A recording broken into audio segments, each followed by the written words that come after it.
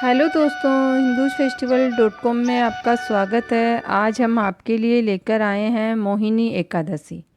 युधिष्ठिर बोले, हे भगवान जनार्दन, बैसाख शुक्ल पक्ष की एकादशी का क्या नाम है, उसका क्या फल है, उसकी क्या विधि है, सो मुझसे कहिए। श्री कृष्ण बोले, हे धर्मनंदन, पहले रामचंद्र जी के पूछने पर जिस कथा को वशिष्ठ जी ने कहा उस कथा को मैं कहता हूँ, आप सुनिए। श्री रामचंद्र जी बोले, हे भगवान, सब पापों और दुखों को दूर करने वाले सब व्रतों में श्रेष्ठ व्रत को मैं सुनना चाहता हूँ।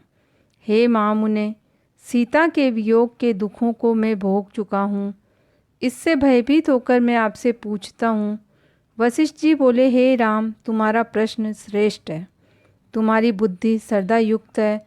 तुम्हारा नाम लेने से मनुष्य पवित्र हो जाता है, तो भी संसार के हित के लिए पवित्र करने वाले व्रतों में उत्तम और पवित्र मोहिनी एकादशी व्रत को मैं तुमसे कहूँगा। हे राम, बैसाख शुक्ल पक्ष में जो एकादशी आती है उसका नाम मोहिनी एकादशी है। मोहिनी एकादशी सब पापों का नाश करने वाली है। मैं सत्य कहता हूँ, मोहिनी एकादशी के प्रभाव से प्राणी मोह, जाल और पातकों के समूह से छूट जाता है। हे राम, इस कारण मोहिनी एकादशी व्रत आप सरीखे मनुष्य के करने योग्य है। यह पापों को दूर करने वाली और दुखों को नष्ट करने वाली है। हे राम, इस पुण्य कथा को प्रेम पूर्वक सुनो, जिसके श्रवण मात्र से ही मनुष्य पापों से दूर हो जाता है। सरस्वती नदी के तट पर भद्रावती नाम की सुंदरपुरी है। उस द्युतिमान नाम का राजा राज्य करता था। वह धैर्यवान सत्यवादी राजा चंद्रवंश में पैदा हुआ था। वह पुण्य क्रम में विश्वास रखने वाला धनपाल के नाम से प्रसिद्ध था। प्याऊ, धर्मशाला, यज्ञशाला, तालाब, बगीचा आदि बनवाता था। शांत स्वरूप और भगवान के भक्त उस वेश्य के समान दुष्टमान, मेधावी, सुकृत, दुष्ट बुद्धि नाम के 5 पुत्र थे। पांचवा दुष्ट बुद्धि बड़ा पापी और वेश्याओं में रमण करने वाला तथा दुष्टों से वार्तालाप में कुशल, जुआ आदि का उसको व्यसन था। पराई स्त्रियों से गमन करता था। देवता, अतिथि, वृद्ध, पितरों और ब्राह्मणों आदि का पूजन नहीं करता था। वह अन्यायी और दुष्ट था। पिता के धन का दुरुपयोग करता था। अभक्ष्य वस्तुओं का सेवन करता था। वह पापी सदा मदिरा पीता था। उसके पिता ने उसको वेश्या के साथ देखा और घर से बाहर निकाल दिया, और परिवार वालों ने भी उसको अलग कर दिया।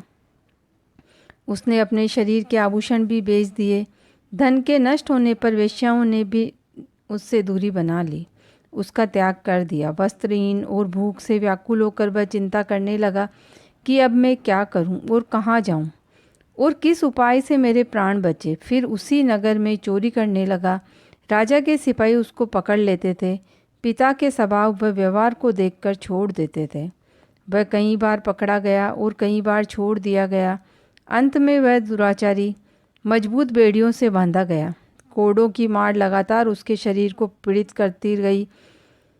उसने कहा, हे मंदबुद्धे, तू मेरे देश में मत रह। ऐसा कहकर राजा ने उसकी बेड़ी कटवा दी। वह राजा के डर से गंभीर वन में चला गया। वह भूख प्यास से व्याकुल होकर इधर उधर घूमने लगा। फिर सिंह की तरह मृग, शूकर और चीतों को मारने लगा। हाथ में धनुष बाण और पीठ पर तरकस बांधकर मांसाहार करता हुआ वन में रहने लगा।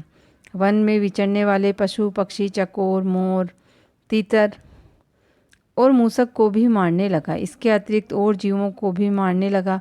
वह निर्दयी पूर्व जन्म के पापों से पापी रूही कीचड़ में फंस गया। दुख शोक से युक्त होकर वह दिन रात चिंता करता था। वह पुण्य के उदय होने से वह कौटिल्य ऋषि के आश्रम में गया। बैसाख के महीने में गंगा जी का स्नान किए और तपस्वी कौटिल्य मुनि के पास शोक से पीड़ित दुष्ट बुद्धि गया। उसके वस्त्र से गिरी हुई जल की बूंद का स्पर्श से उठकर दुख दूर हो गए और कौटिल्य ऋषि के सामने हाथ जोड़कर दुष्ट बुद्धि बोला, हे मुनि, ऐसा प्रायश्चित बतलाओ जिससे बिना प्रयास के ही जन्म मरण के पापों से नाश हो जाता है। मेरे पास धन नहीं है। ऋषि बोले कि श्रद्धा भाव से तुम सुनो। बैसाख मास के शुक्ल पक्ष में मोहिनी एकादशी आती है। तुम मेरे कहने से इस मोहिनी एकादशी का व्रत करो। यह व्रत मनुष्यों को सुमेरु के समान पापों को नष्ट कर देता है। मोहिनी एकादशी का उपवास करने से अनेक जन्मों के पाप दुख दूर हो जाते हैं। मुनि के इस वचन को सुनकर दुष्ट बुद्धि अपने मन में प्रसन्न हुआ। कौटिल्य के उपदेश से उसने विधि पूर्वक व्रत किया। हे नृपश्रेष्ठ, इस व्रत के करने से उसके पाप दूर हो गए। फिर दिव्य शरीर धारण करके गरुड़ के ऊपर बैठकर उपद्रव रहित विष्णु लोक में चला गया। हे रामचंद्र जी, अंधकार रूपी मोह को नष्ट करने वाला मोहिनी एकादशी व्रत है। मोहिनी एकादशी से बढ़कर चर अचर तीनों लोकों में दूसरा नहीं है। हे राजन, यज्ञ, तीर्थ, दान आदि इससे 16वें भाग के बराबर भी नहीं है। मोहिनी एकादशी व्रत कथा पढ़ने व सुनने मात्र से 1000 गोदान के समान फल मिलता है। जय बोलो विष्णु भगवान की जय।